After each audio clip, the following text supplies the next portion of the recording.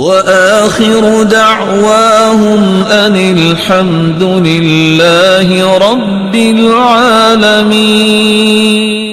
محرم کا مطلب ہے حرام کیا گیا۔ ایک ایسا عظیم مہینہ ہے جس میں لڑائی اور ہر قسم کی دشمنی روا رکھنا جائز نہیں ہے۔ محرم کا مطلب ممنوع بھی ہے۔ اس مہینے میں ہر قسم کا فساد کرنا یا کسی مسلمان پہ زیادتی اور ظلم کرنا منع ہے۔ رسول اللہ صلی اللہ علیہ وآلہ وسلم نے اس مہینے کی چند فضیلتیں بیان کی ہیں۔ سب سے پہلی فضیلت، اسلامی سال کی ابتدا اسی مبارک مہینے سے ہوتی ہے، بلکہ یوں کہیے محرم ہجری کیلنڈر کے مطابق سب سے پہلا مہینہ ہے جس سے اسلامی سال کا آغاز ہوتا ہے۔ 17 ہجری میں رسول اللہ صلی اللہ علیہ وآلہ وسلم کے جانثار صحابی ابو موسیٰ اشعری رضی اللہ تعالی عنہ نے خلیفہ راشد عمر بن خطاب رضی اللہ تعالی عنہ کو اس بات کی توجہ دلائی کہ ہم اسلامی تاریخ کا آغاز چونکہ کر چکے ہیں تو ہمیں اپنے سارے کے سارے سسٹم کو اس تاریخ کے مطابق ہی چلانا چاہیے۔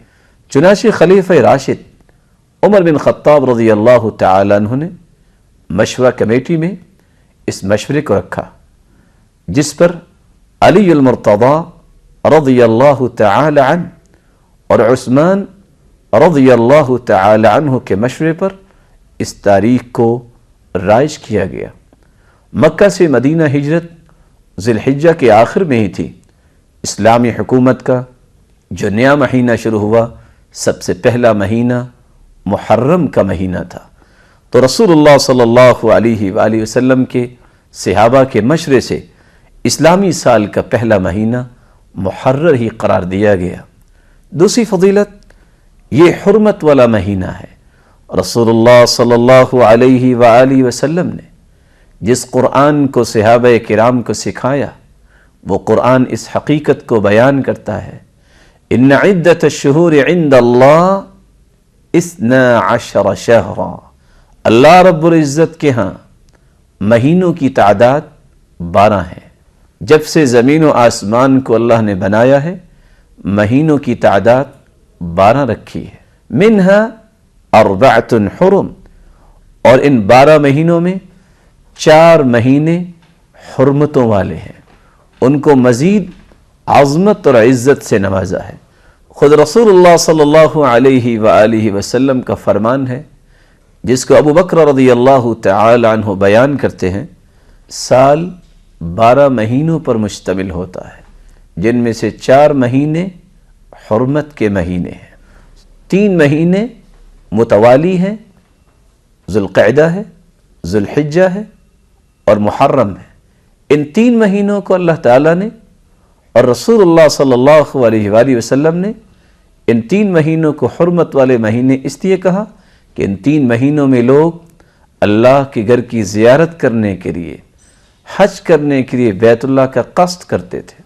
اور رجب جو 4تھا مہینہ حرمت والا ہے، اس کی حرمت کا سبب بھی یہی تھا کہ لوگ رمضان المبارک میں اور رمضان المبارک سے پہلے اللہ کے گھر کی زیارت کرنے کا قصد کرتے، تو رسول اللہ صلی اللہ علیہ وآلہ وسلم نے جس نظام کو شروع کیا، اس میں ان 4 مہینوں کی حرمت کو بیان کیا۔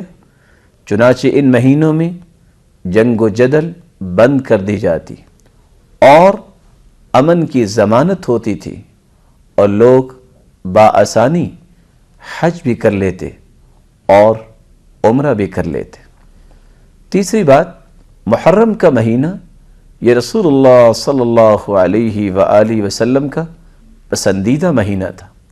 عبداللہ ابن عباس رضی اللہ تعالی عنہ روایت کرتے ہیں، ما رأيت النبي صلی اللہ علیہ وسلم يتحرى صيام يوم فضله على غيره إلا هذا اليوم يوم عاشوراء وهذا الشهر يعني رمضان۔ میں نے اللہ کے رسول صلی اللہ علیہ وآلہ وسلم کو نہیں دیکھا کہ جس طرح وہ عاشورہ کا روزہ جو 10 محرم کا روزہ ہے، اس کے لیے جس طرح وہ تڑپ میں رہتے اور رمضان کے روزوں کا اہتمام کرتے، اتنا کسی روزے کا اہتمام نہ کرتے۔ رسول اللہ صلی اللہ علیہ وآلہ وسلم کے صحابی ابو ہریرہ رضی اللہ تعالی عنہ بیان کرتے ہیں کہ رسول اللہ صلی اللہ علیہ وآلہ وسلم نے فرمایا کہ روزہ رکھنے کے اعتبار سے یہ مہینہ رمضان کے بعد سب سے افضل مہینہ ہے۔ افضل الصیام بعد رمضان شہر اللہ الذي تدعونہ المحرم۔ رمضان المبارک کے بعد روزہ رکھنے کے اعتبار سے سب سے افضل مہینہ وہ ہے جس کو تم محرم کے نام سے یاد کرتے ہو۔ پانچویں بات، یہ مبارک مہینہ گناہوں کی معافی کا مہینہ ہے۔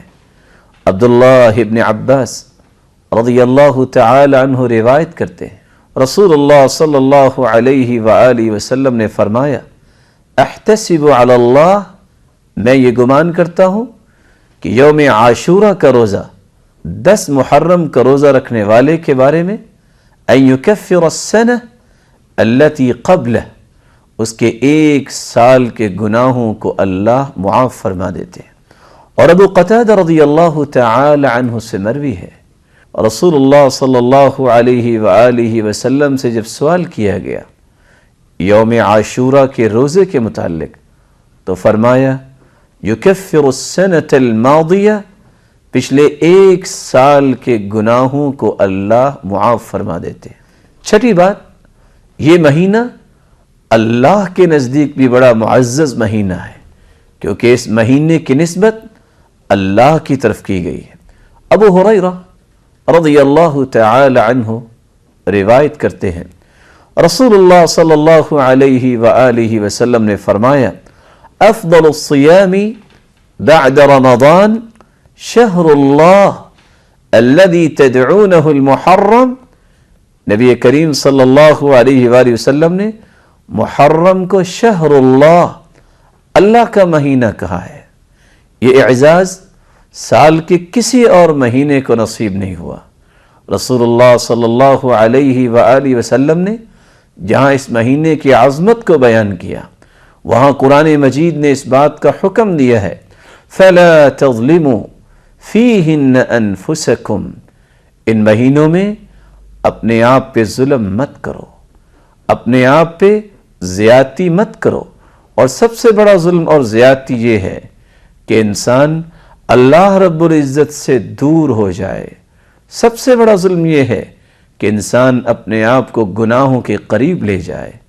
میری اللہ سے دعا ہے، اللہ رب العزت اس عظمت والے مہینے کی عظمت کو سمجھنے کی توفیق عطا فرمائے اور ہر قسم کے ظلم و زیادتی سے ہم سب کو محفوظ فرمائے۔